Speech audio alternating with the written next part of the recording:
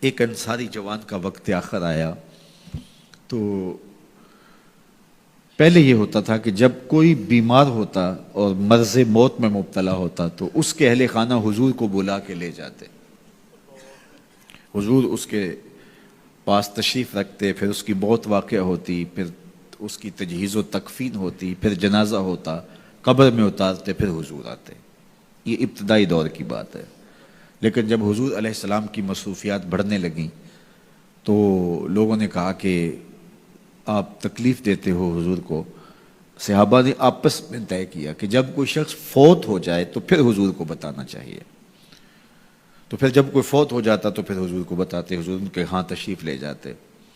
لیکن پھر اور زیادہ مصروفیت ہوئی تو کہا حضور کو جنازے کا بتانا چاہیے، پھر جنازے کا بتاتے، پھر اور کار نبوت کی اہم ذمہ داریاں اور نظم پھیلتا چلا گیا تو پھر صحابہ نے آپس میں مل کے طے کیا کہ جنازے کا بھی نہیں بتائیں گے بلکہ جنازہ اٹھا کے حضور کی چوکھٹ پہ لے آئیں گے، اور پھر جنازہ اٹھا کے لے آتے۔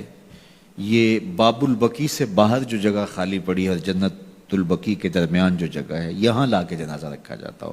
حضور کے دور میں سارے جنازے یہاں ہوتے تھے، تو پھر جنازہ لایا جاتا، حضور سے عرض کیا جاتا اور حضور حجرہ انور سے نکل کے جنازہ پڑھا دیتے۔ تو یہ ابتدا کی بات ہے، تو حضور پہلے ہی تشریف لے جاتے۔ تو وہ انصاری جوان کا وقت آخر تھا اور آقا کریم علیہ السلام اس کے سرہانے بیٹھے تھے، تو اسرائیل علیہ السلام روح قبض کرنے کے لیے آئے۔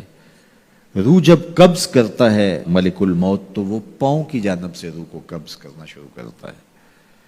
تو جب اس نے پاؤں سے اپنا کام کرنا شروع کیا تو حضور نے فرمایا اے اسرائیل ذرا نرمی کرنا، یہ میرا غلام ہے۔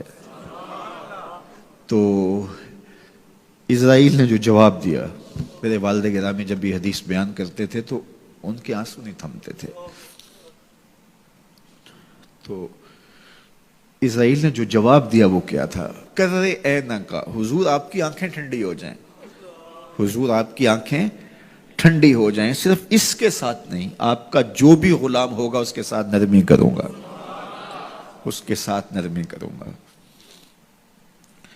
تو حضور کا رخ انور اس وقت اگر نصیب ہو جائے، اس وقت حضور کے چہرے کی زیارت نصیب ہو جائے تو مجھے بتائیے کہ پھر تو زندگی کی جستجو ہی کامیاب ہو گئی۔